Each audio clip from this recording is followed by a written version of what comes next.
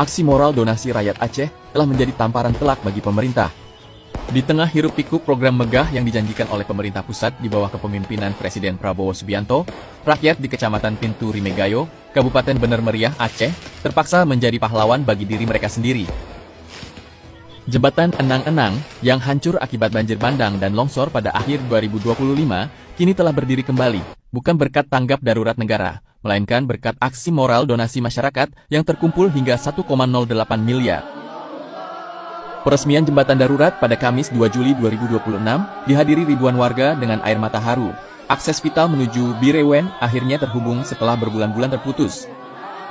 Dari total donasi, 526 juta telah digunakan untuk perbaikan jembatan dan pengaspalan, sementara sisa 555 juta akan dialokasikan untuk dinding penahan jalan dan fasilitas ibadah. Tokoh pemuda Sahrial Abadi memimpin gerakan ini bukan untuk menggantikan tugas negara, tetapi karena desakan dan kekecewaan terhadap kelambanan birokrasi yang memalukan. Aksi ini bukan sekadar kisah inspiratif. Ini adalah tamparan keras bagi wajah pemerintahan Prabowo Subianto. Rakyat Aceh bergotong royong mengumpulkan rupiah demi rupiah untuk menyelamatkan ribuan nyawa dan ekonomi mereka.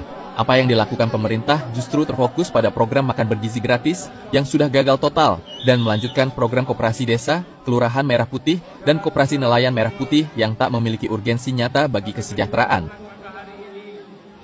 Dua program tersebut memakan anggaran ratusan triliun rupiah, namun fakta di lapangan berbicara lain.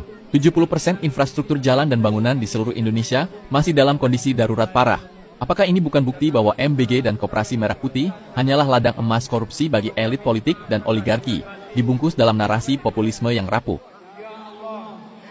Ketika rakyat harus membangun jembatan sendiri karena negara terlambat, itu artinya pemerintah telah kehilangan fungsi dasar perlindungan warganya.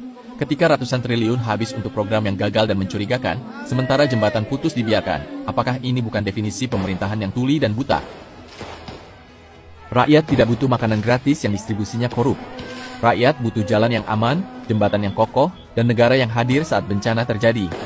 Aksi di Pintu Rimegayo menjadi cermin. Semakin kuat gotong royong rakyat, semakin lemah legitimasi negara yang abai. Rakyat Aceh telah memberikan pelajaran mahal.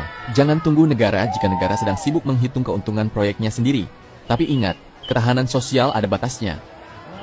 Jika pemerintah terus memilih untuk menjadi tuli dan buta, maka donasi rakyat hari ini bisa berubah menjadi amarah massa esok hari.